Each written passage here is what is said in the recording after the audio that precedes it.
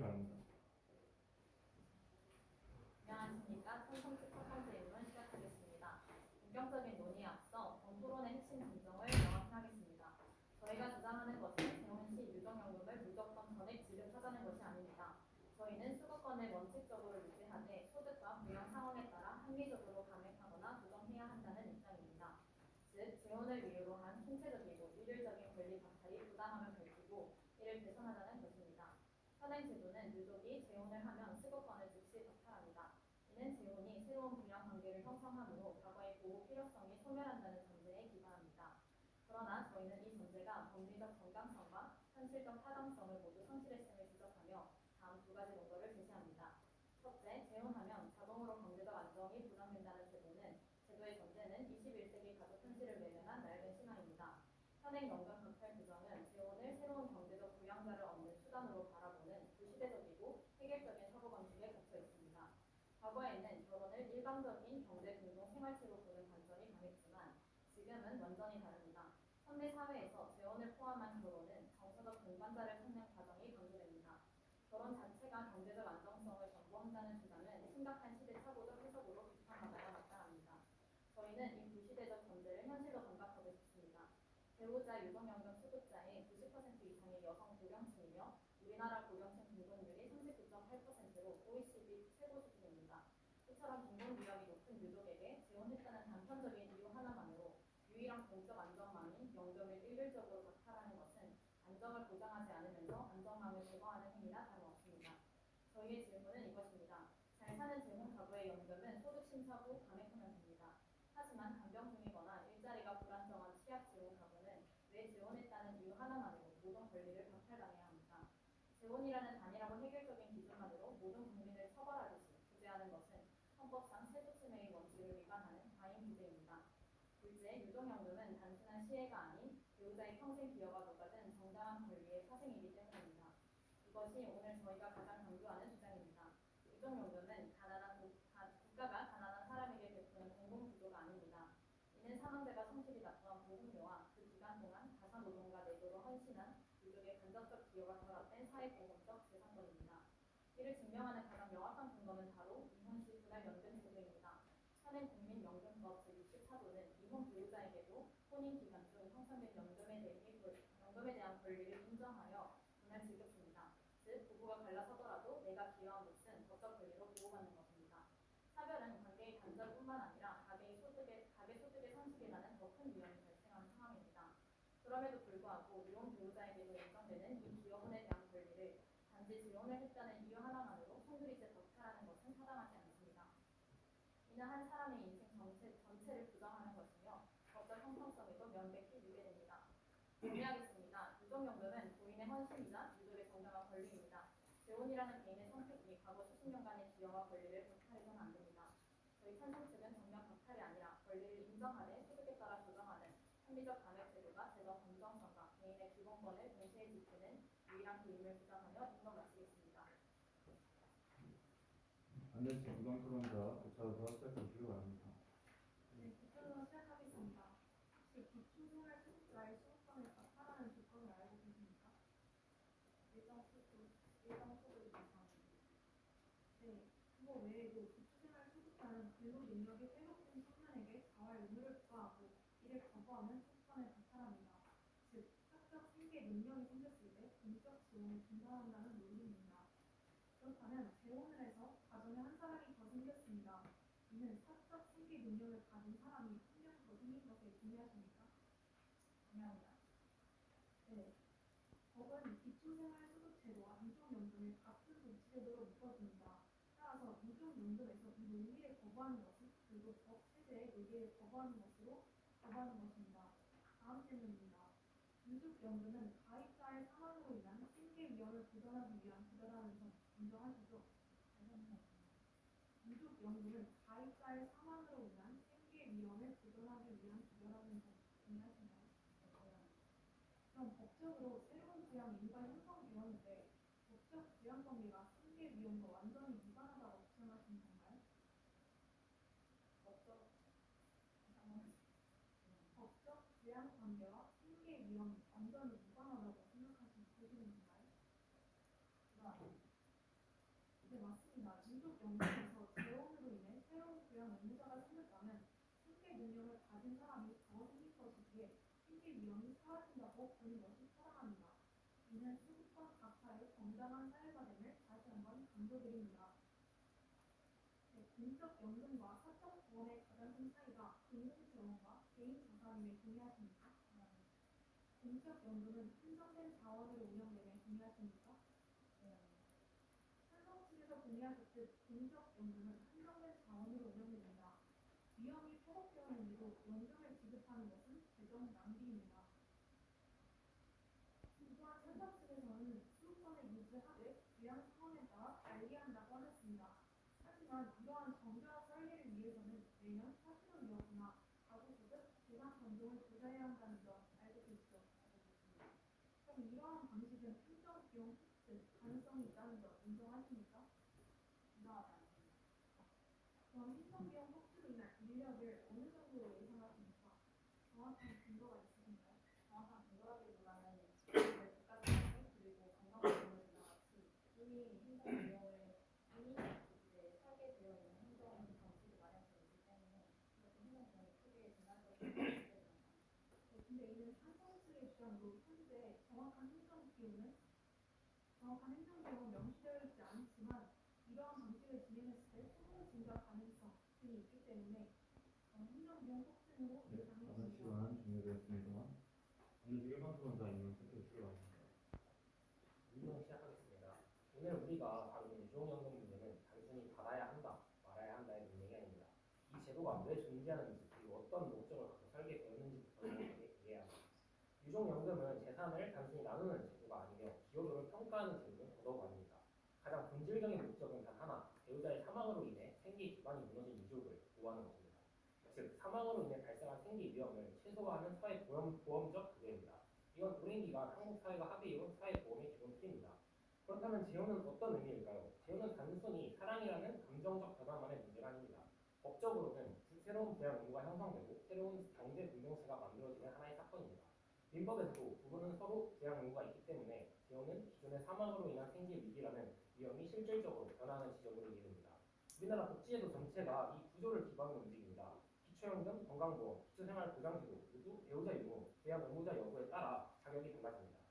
배우자가 생기기만 해도 연금이 줄어들거나 수급 자격이 박탈되는 사례가 대표적입니다. 그렇다면 재혼은 엄연히 생계 위험이 줄어드는 사건이고 위험을 보전하는 파생구된 유족 연금이 종료되는 것은 제도의 취지와 정확하게 일치합니다. 여기서 사회보험의 기본 원리를 하나 더 짚고 넘어가야 합니다.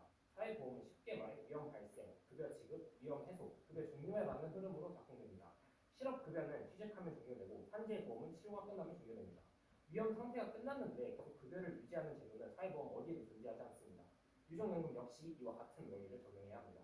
사망을 통해 생기 위험이 발생했기 때문에 지급되는 것이고 재혼을 통해 부양 가능한 경제 공동체가 새로 생기면 위험이 완화되기 때문에 제도는 그 상태의 변화를 반영해야 한다는 것입니다. 또 한 가지 분명히 해야 할 부분은 이혼과 유족연금을 연결시키는 논리의 문제입니다. 이혼 위자료나 재산 분할은 혼인 중 형성된 공동재산을 기여도에 따라 청산하는 절차입니다. 반면 유족연금은 사망으로 발생한 생계 위험을 보전하기 위한 사회보험 구조입니다. 두 제도는 목적도, 기준도, 법적 구조도 완전히 다릅니다. 그래서 이혼 관련 판례나 분할연금 같은 사례를 유족연금과 동일하게 비교하는 건 애초에 맞지 않는 접근이라고 생각합니다. 마지막으로 공적연금에서 가장 중요한 개념, 일률성과 명확성을 말씀드리겠습니다. 공적연금은 개인 복지가 아니라 사회 전체가 기여하고 수혜하는 구조입니다. 기준이 명확하고 단순해야 예측 가능성도 생기고 사회적 신뢰도 유지됩니다. 만약 재혼을 해도 유족연금을 계속 지급하기 위해 정교한 설계를 넣기 시작하면 그 순간부터 예외가 만들어지고 예외는 선례가 되어 계속 확대됩니다. 예시를 들어보겠습니다. 100만 원을 기준으로 지급이 되는 사회보험 급여가 있습니다. A는 딱 100만 원이라는 기준에 맞아 급여가 지급되고 B는 단 1원 차이로 받지 못하였습니다. 그래서 B를 억울하다고 민원을 넣었고 정부는 그래 1원은 봐주자고 해서 100만 1원까지 급여가 지급되도록 바꿔주었습니다. 그러자 2원, 3원, 4원도 민원을 넣게 되었죠. 자, 그럼 어떻게 될까요? 여러분 모두에게 말하지 않아도 결과는 알 수 있을 것입니다. 이를 통해 알 수 있는 명확한 사실은 하나의 예외가 만들어지고 그것이 제도적 선례가 되는 순간 민원은 폭주하고 통제가 되지 않으면 제도 전체의 안정성은 걷잡을 수 없도록 망가지게 됩니다. 복지 정책에서 확대는 쉬워도 축소는 매우 불가능에 가깝습니다. 그렇게 일률성을 무너뜨리는 예외는 절대 있어서는 안 됩니다. 결론적으로 유족연금은 사망으로 인한 유족들의 생계 위험을 보장하는 사회보험이고 재혼은 그 위험이 종료되는 명확한 기준이며 공적연금은 일률적인 기준에 의해서 운영될 때 가장 공정하고 명확합니다. 이를 바탕으로 저희 반대 측은 재혼 시 유족연금 지급을 중지하는 현행을 유지하는 것이 타당하다고 말씀드리며 의견을 마치도록 하겠습니다. 네, 정상식 1번 토론자 교차를 사주시해 주길 바랍니다. 첫 번째 질문 드리겠습니다. 우선 유족연금은 보험료 납부와 같이 사망한 사람의 기여를 바탕으로 남겨진 가족들의 최소한의 삶을 보장하기 위한 사회보장적 성격을 지닌 제도에 인정하십니까? 네, 그렇다면 사회보장에는 어떤 종류가 있는지 알고 계십니까? 공공부도 그리고 사회보험이 있습니다. 사회보장에는 보험료가 없는 공공부도가 있고 그리고 보험료가 필수인 사회보험이 있다는 말입니다. 그렇다면 유족연금은 국민이 성실히 보험료를 납부하여 미래의 위험에 대비한 사회보험임을 인정하십니까? 네, 반대 측도 인정하셨다시피 유족연금은 국가의 시혜적 제도가 아닌 본인의 보험료 납부에 대한 정당한 대가로서 국가가 함부로 박탈할 수 없는 불리한 권리입니다. 다음 질문 넘어가도록 하겠습니다. 대법원이 공적연금을 두고 공동의 부력으로 형성된 재산으로 판시한 사실을 알고 계십니까? 네, 재산권이 아니라 죄송합니다. 네, 그렇다면 유족연금은 대법원은 공적연금을 두고 공동의 노력으로 형성된 재산이라고 판시하였습니다. 그렇다면 유족연금은 국가의 시혜가 아니라 국민의 기여에 기반한 정당한 재산권의 파생이라는 점을 동의하십니까? 재산권이 아니라고 주장하십니까? 좋습니다. 사회법상 이혼한 배우자는 재혼을 해도 그날 연금을 계속 받습니다. 이는 토지기관 중의 기업인의 재산권을 인정했기 때문입니다. 기여에 대한 보상은 금연연금과 재산 쪽의 문제를 다루고 네, 있고 다음 질문 넘어가도록 하겠습니다. 재혼을 했다는 사실 하나만으로 해당 가구가 자동적으로 경제적 안정을 담보받았다고 인정할 수 있습니까?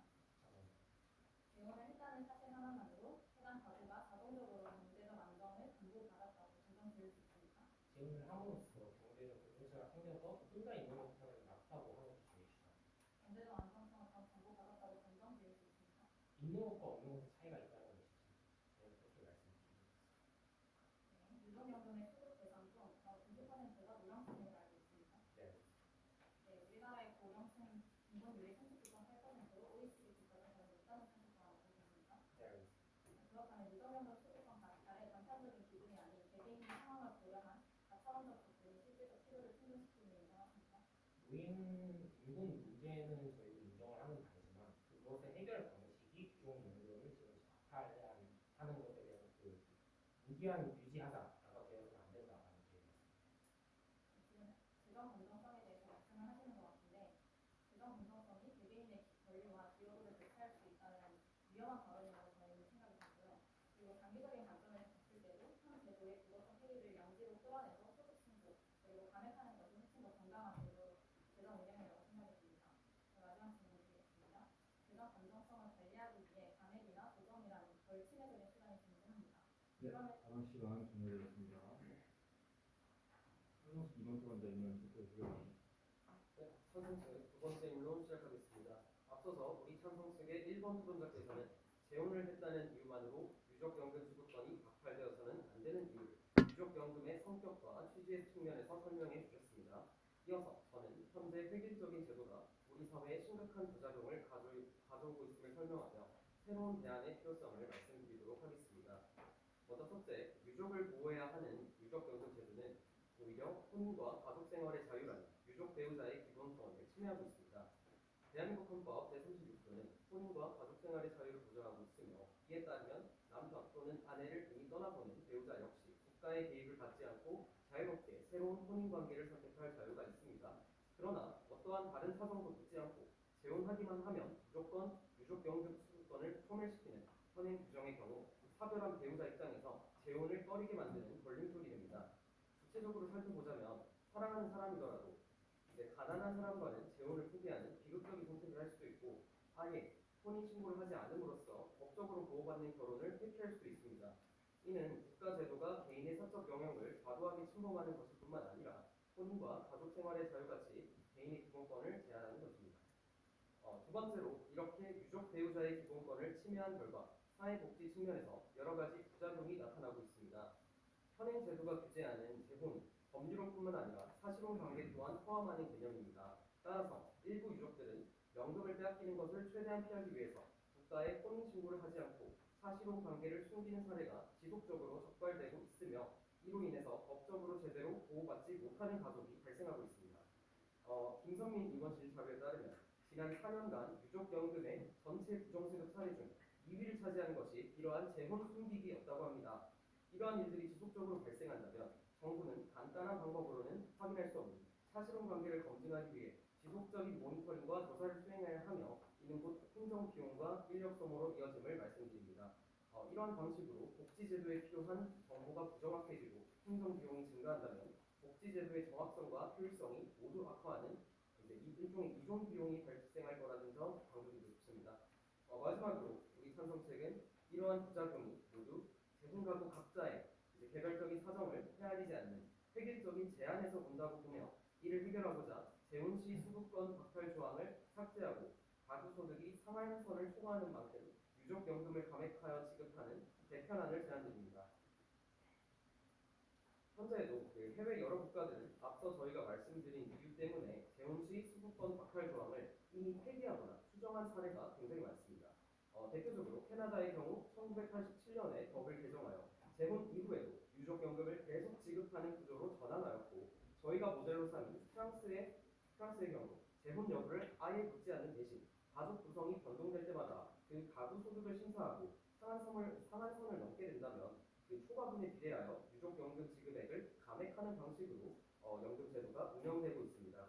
우리 찬성책은 이러한 프랑스의 모델을 도입한다면 보호가 필요한 재혼가구는 더 이상 혼인의 자유를 침해받지 않고 법률론의 테두리에서 유족연금을 안정적으로 수급받을 수 있을 것이라고 기대합니다. 이상 찬성책 입론 마치도록 하겠습니다. 감사합니다. 반드시 일반 토론자 도착 요구할 것 있을 만합니다. 시작해서 시작하겠습니다. 공적연금 같은 정부간의 복지 정책은 개별 사례를 판단보다 일률적 기준을 두고 운영해야 한다는 말씀이십니다. 국내자였습니다. 그러면 기초연금, 건강보험, 기초생활보장제도 등 대부분의 복지제도로 예외 없이 명확한 자격 기준에 따라 운영을 하고 있는데 이에 대해서 반대하시는 겁니다. 명확한 기준이라는 것의 견해차가 상당히 있는 것 같습니다. 현행 제도는 저희는 어디까지 과도하게 획일적인 제도를 반대하는 것이지 일정 수준으로 정확하고 확실한 객관적인 기준을 잡는 것은 필요하다고 보고 있고요. 저희는 그러면 찬성 측에서 말하는 그런 여러 가지 정교한 설계를 통해서 예외가 발생한다면 선례가 발생할 텐데 이를 통해서 발생하는 부분을 어떻게 해결하실 건가요? 그럼 먼저 구체적으로 지금 저희가 방금 대안을 말씀드렸는데 이에 대한 일단 민법 제826조에 따라 재혼하는 부부 사이의 법적 대화 의무가 새로 형성된다는 점 인정하십니까? 민법 제826조에 따라 재혼하면 부부 사이의 법적 대화 의무가 새로 형성된다는 점 인정합니다. 부양 관계가 새로 형성된다는 점은 동의합니다. 그러면 혼인 신고가 이루어지는 순간 서로가 서로를 부양할 법적 자격과 책임이 생긴다는 것도 인정합니다. 법적 자격과 책임에 한해서 이루어집니다. 그러면 법적 부양 의무란 최소한의 생계를 돕는 것을 넘어 부부가 동일한 생활 수준을 유지하도록 서로 부양해야 하는 의미를 알고 계신가요? 네, 이해합니다. 그러면 기초연금도 그렇고 건강보험 피해 부양자 제도도 그렇고 배우자가 생긴 것만으로도 복지 자격이 동등이 될 수 있다는 걸 알고 계십니까? 복지 자격에 동동 있는 것 중에 하나 말씀해 주신 것 중에서 기초연금의 경우 분명히 그 재원 자체가 거의 그 보험사 가입자에 대해서 나오지 않는다는 점을 잘 이해해 주셨습니다. 저희 주장은 어쨌든 기초연금도 뭐 기준에 따라 바뀌기 때문에 재혼 역시 그 기준 일률적인 기준을 통해서 바꿔야 한다라는 것이 저희 주장이고요. 그러면은 아까 문문에서 말씀드렸던 국가가 개인의 재혼을 금지하거나 개인의 사랑을 제한했습니다. 실제로 지속적으로 이러한 국가의 획일적인 제도로 인하여 사실혼을 숨기는 사례가 지속적으로 발생하고 있습니다. 그러면 사실혼을 숨겼다는 이유 하나만으로 재혼을 해도 이중영혼을 평생 보장해야 한다는 것이 찬성식 입장입니다. 숨기는 것은 지금의 획일적인 제도로 인해서 발생한 문제 아닙니까? 그렇다면 찬성 측은 펠세가 있으니 세금을 없애자라는 것과 같은 논리입니다. 그것은 지금 너무 기하학적인 예시라서 제가 이해를 못하겠는 것이고 그런 논리와 비슷하다라는 말씀을 드리고 싶었던 것 같고 그리고 사회보험은 사망으로 인한 생계 위험을 보존하는 급여입니다. 재혼을 통해서 새로운 부양 의무자가 생기면 위험 상태가 변했다고 보고 급여 구조가 달라질 점 알고 계십니까? 사회보험은 사망으로 인한 생계 위험을 보장하는 급여이기 때문에 재혼을 통해 새로운 부양용자가 생기면 위험 상태가 변했다고 판단하고 급여 구조가 달라지는 점을 알고 계시나요? 그 저쪽 취지문에 대한 것들 발언 시간 종료되었습니다. 그래서 이건 토론자 있는 투표 주시기 바랍니다. 네, 반대 측 이번 입론 시작합니다. 저희는 재혼 시 선임 규정이 아동 사례를 막는 최소한의 방파제 역할이라고 주장합니다. 현 제도가 있음에도 찬성 측에서 말씀해주신 것처럼 현 제도가 있음에도 끊이지 않는 비만 사례는 이 제도가 폐지될 경우 발생할 사회적 해악을 명확히 요구합니다. 첫째, 이준수 등입니다. 현행 법규상 사회적 관계 없이 수습과 성실 사유이지만 이를 숨기고 부정수습하려는 시도가 계속 발생하고 있습니다. 2020년부터 24년까지 재혼을 신고하지 않고 연금을 받다가 적발된 인원은 22명입니다. 22명은 부정수급을 시도한 전체 인원이 아니라 극도로 어려운 과정을 뚫고 적발에 성공한 인원일 뿐입니다. 받기 어려운 22명이 있다는 사실 자체가 이미 수면 아래 훨씬 더 많은 사례가 존재한 가능성을 시사하고 도덕적 해이가 심각하다는 검증입니다. 제도가 있음에도 이렇게 문제가 발생합니다. 이 제도를 폐지할 경우 부정수급이 더 만연하여 연금 조정의 투명성과 건전성을 심각하게 훼손할 것입니다. 둘째, 과도한 행정 비용 발생입니다. 사실로는 혼인신고가 없기 때문에 당사자가 고의로 숨기면 이를 걸러내는 것이 불가능합니다. 국민연금공단의 직접 방문, 주변인 조사, 주소지 변동 확인 등의 사찰에 가까운 행정행위를 해야만 겨우 밝혀낼 수 있습니다. 이는 개인의 사생활을 침해하고 막대한 행정 인력과 예산을 낭비하는 효율성이 낮은 행위입니다. 수권 박탈 규정을 폐지할 경우 이러한 아동 사례를 단속하는 행정적 비효율성 비용은 폭발적으로 증가할 것으로 예상됩니다. 셋째, 윤리적 해악이 심화됩니다. 생계 위험이 없는데도 이를 악용하여 받으려는 사람이 늘어나게 되는 윤리적 문제가 발생합니다. 현 제도는 재혼 사실을 성실하게 신고하여 수급권을 폐지하는 대다수 국민의 도덕적 의식을 회복하고 부정행위를 막는 최소한의 규범적 장치로서 가능합니다. 유족연금제도는 단순한 돈의 문제가 아닌 사회 공동체가 약속한 부양 책임 평가와 보장이라는 윤리적 약속입니다. 공적 제도에서 위장이 후하다는 인식이 확산되면 사회의 법규 의식을 약화시키고 결국 나만 정직하면 손해라는 극도로 이기적인 가치관이 팽배해질 것입니다. 저희 측은 우리 사회의 근간이 되는 윤리적 자본이 무너지는 것을 원치 않습니다. 따라서 재혼 시 유족연금 소유권 박탈은 국민의 성실한 납부 의식을 보호하며 사회적 신뢰라는 가치를 수호하기 위해 절대적으로 인정되어야 할 최소한의 장치입니다. 넷째, 연금 재정의 건전성을 훼손합니다. 공적 연금은 사적 보험과 달리 한정된 자원으로 국민 전체의 소득 보장을 목적으로 합니다. 재혼으로 생계 위험이 해소된 유족에게 계속 연금을 지급하는 것은 불필요한 지출입니다. 이는 국가 전체의 복지 재원을 그만큼 소진하는 것이며 실제 생계 위험에 처한 유족이 받아야 할 혜택이 줄어드는 결과로 이어집니다. 여러분 생각해 보십시오. 부부 둘 다 있는 가정과 남편 혼자 남아있는 가정에서 누가 더 생계 위험에 처했을 가능성이 높을까요? 부부 둘 다 있는 가정이 설사 생계 위험이 있다 하더라도 다른 복지제도를 통해 충분히 혜택을 받을 수 있습니다. 하지만 혼자 생계를 유지하는 가정은 혼자 돈을 벌어야 하고 다른 복지제도가 있다 하더라도 유족연금만큼 효과적인 수단은 없습니다. 저희 반대 측은 재혼 시에도 유족연금을 받으려는 것이 혼자 남겨둔 유족이 먼저 보장받아야 할 기회를 침해한다고 주장합니다. 유족연금 제도를 통해 모든 재혼자까지 포괄하려는 시도는 복지자원의 비효율적 분배를 초래합니다. 이상으로 인론 마치겠습니다. 평상시 이번 토론자 부차에 다 투표 주시기 바랍니다. 네. 먼저 계속해서 저희가 제시한 대안에 대해서 계속 행정복잡성 및 재정 건전성에 대한 방금 제시하셨기 때문에 저희가 먼저 물어보겠습니다. 먼저 그러면 현재 혹시 반대 측에서는 저희가 이런 제도를 설정했을 때 발생한 약간 재정 부담의 규모라든가 그런 것에 대해서 얼마나 부담이 될지 추산을 하신 게 혹시 있습니까? 아직 유족연금 박탈을 하지 않았기 때문에 정확한 내용은 상정할 수 없는 것으로 판단했습니다. 네, 그러면 제가 알려드리겠습니다. 먼저 2018년에 이 대한민국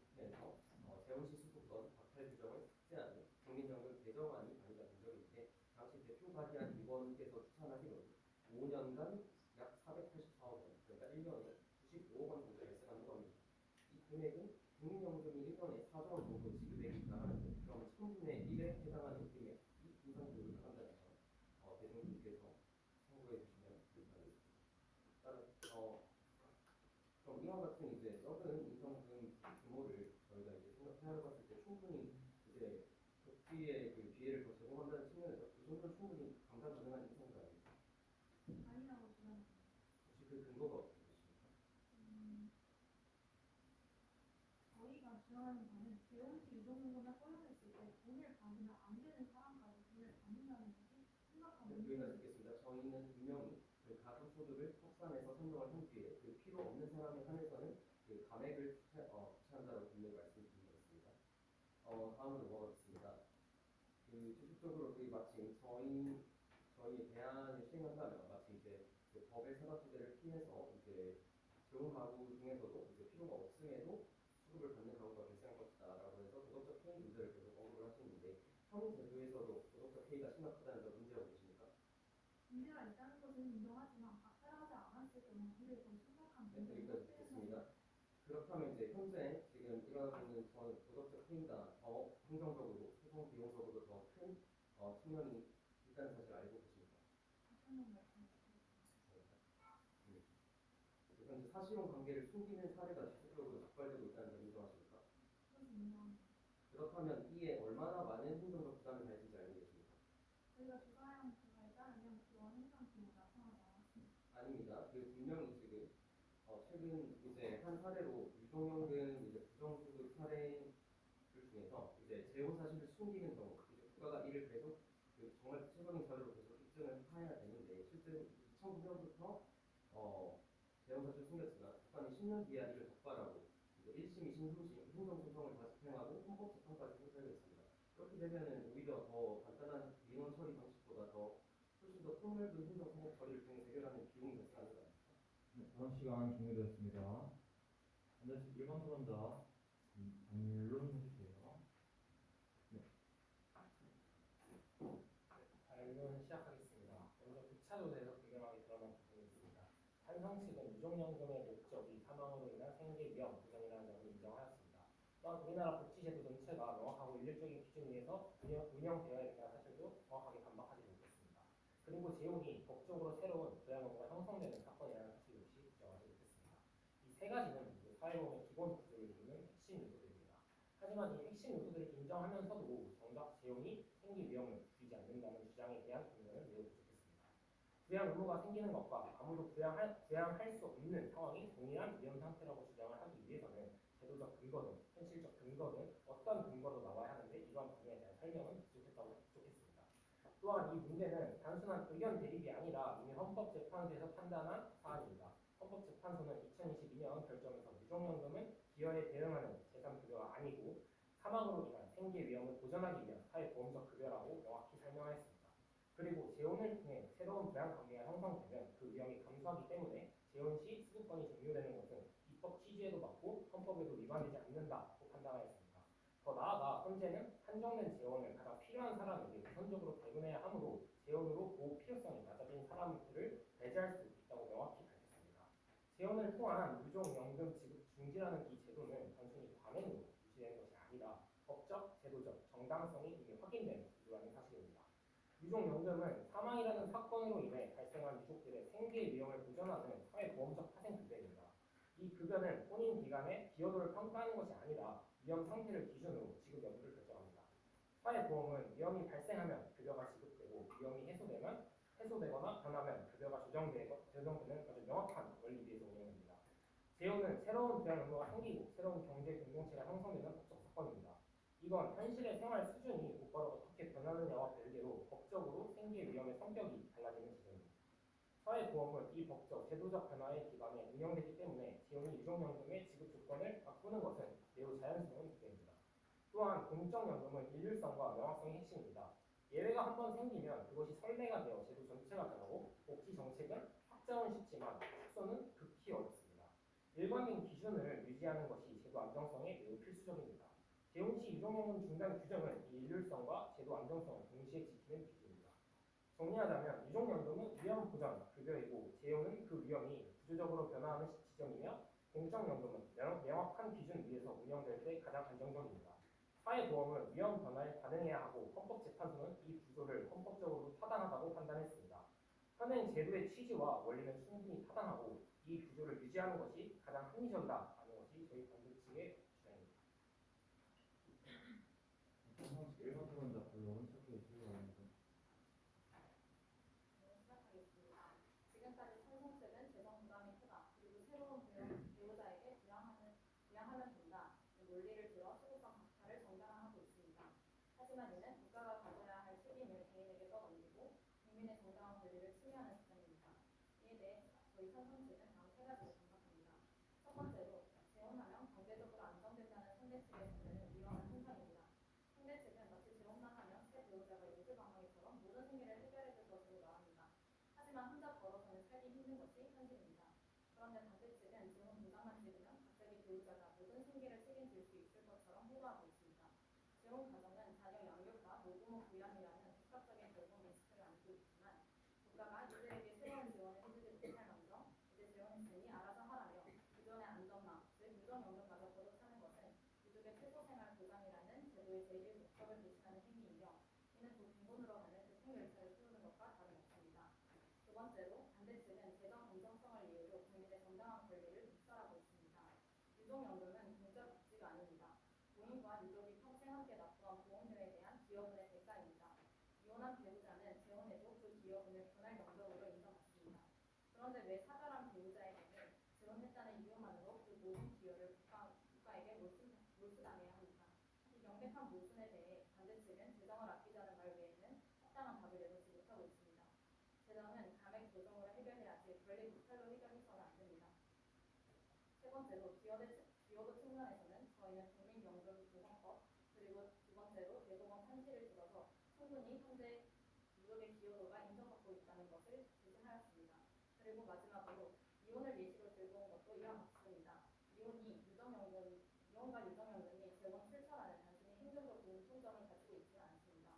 하지만 이혼 또한 유족의 연금 기여를 인정한 명백한 선례임을 저희가 주장합니다. 결론적으로 개인의 행복을 추구한 선택이 빈곤의 늪으로 빠지는 입구가 되어서는 안 됩니다. 기여에 대한 권리를 지키고 현실적인 생활 안정을 도모할 때 실질적인 필요를 충족시키는 올바른 정책이 될 것입니다. 따라서 재혼 유족의 생존권과 재산권을 동시에 지키는 길은 오직 찬성 측의 사전적 존재뿐임을 강력히 주장합니다. 이상입니다. 네, 반대측 2번 토론자 변론해 주시길 바랍니다. 저희 반대 측은 인권에서 이성수급, 과도한 행정 비용 발생, 물리적 해악 심화, 연금의 공정성 훼손을 근거로 유족연금 박탈을 하지 않았을 경우 발생할 부작용에 대해 입증했습니다. 재혼 시 유족연금을 허용했을 때 돈을 받으면 안 되는 사람까지 받는 것이 가장 큰 문제입니다. 즉, 생계 위험이 없는데도 이를 악용하여 받으려는 사람이 늘어나게 된다는 것입니다. 찬성 측은 현 제도에서도 상당한 금액이 발생한 자유가 있다는 점을 들어 저희 측의 주장을 약화시키려고 하셨습니다.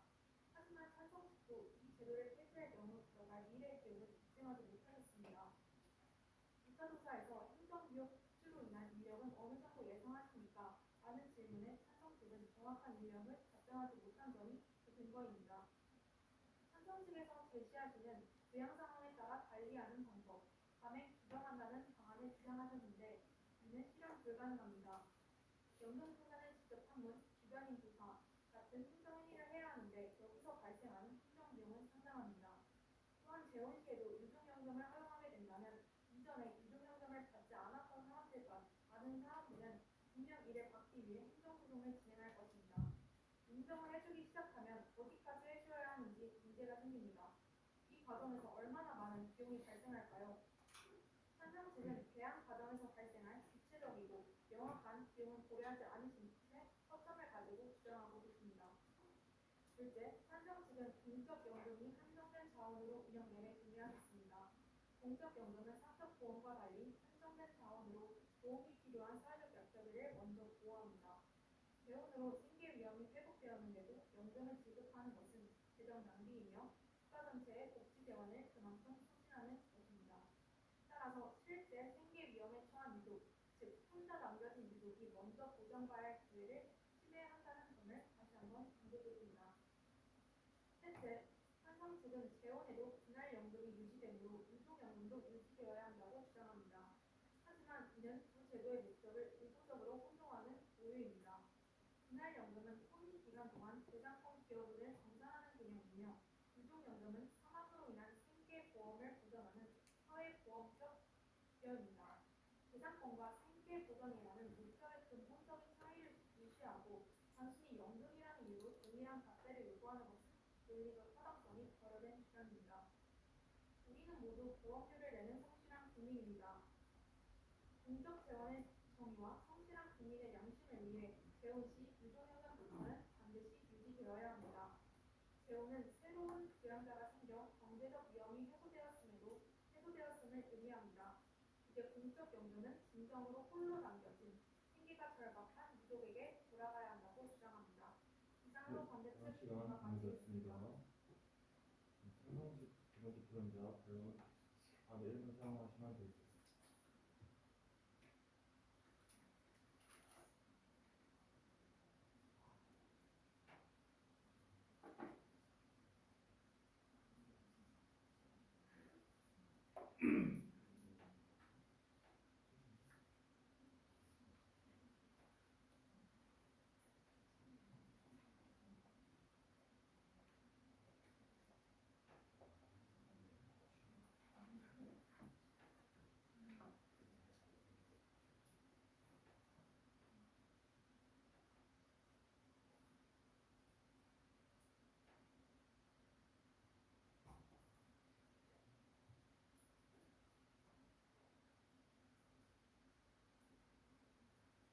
고맙습니다.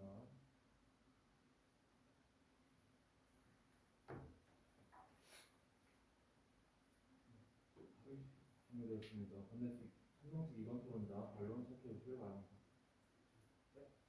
반론 시작하겠습니다. 반대측은 주로 이제 대안을 도입했을 때의 부작용 그리고 그 부작용을 주로 이유로 들어서 저희의 재혼 시 유족연금 수급권 박탈 규정을 유지해야 한다라고 주장하지만 이는 모두 근거가 부족하다고 여깁니다. 먼저 첫째, 반대측은 저희가 주장한 대안을 도입할 경우 행정적인 비용이 증가한다고 주장했지만 저희는 행정적인 비용이 증가한다고 주장하는 것에 더불어서 저희가 이제 구체적으로 추가적인 비용을 상정하지 않았다라고 주장했지만 실제로 저희는 2018년에 입법 사례를 통해서 충분히 484억이라는 구체적인 금액을 구체적인 금액을 전달드린 바가 있고 또한 오히려 현행 제도에서 발생하는 행정적 사법적 비용이 더욱 극심한 상황이라고 반박한 바 있습니다. 사실혼을 숨기는 사례가 지속적으로 나타나고 있다는 것은 이를 입증하고 있습니다. 그리고 더불어서 현재 많은 선진국들 아까 말씀드린 캐나다, 독일을 말씀드립니다.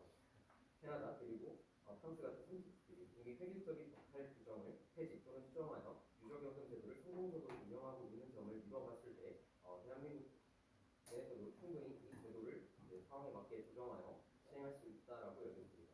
그리고 둘째, 반대측은 재혼 시 수급권을 박탈하지 않는다면 유족연금 수급 과정에서 도덕적인 해이가 발생하고 제도의 취지가 변질될 수 있다고 주장했습니다. 그러나 이는 심사 과정을 보완하여 충분히 해결할 수 있는 문제이며 가구소득이라는 객관적 지표를 이용하여 심사에 활용한다라고 저희가 분명히 제시를 해드렸기 때문에 이는 도덕적 해이가 발생할 가능성이 낮다라고 생각됩니다. 특히 지속적으로 이제 기초생활보장수급 제도와 유족연금 제도 같이 이제 공적 재원을 활용하는 제도들의 경우 획일적이고 일률적이고 어떻게 보면 좀 객관적이고 단순한 기준이 필요하다라고 지속적으로 말씀해 주셨는데 문제는 이제 재혼 여부라는 이제 단순히 재혼 여부 하나만으로 획일적 박탈을 하는 제도는 이제 우리나라 다른 이제 복지 제도에서 정말 찾아보기 힘든 경우라는 점 말씀드립니다. 기초생활수급자의 경우에는 분명히 소득실질 심사 등의 구체적으로 이 사람의 소득을 판별하는 그러한 기준이 존재함을 말씀드립니다.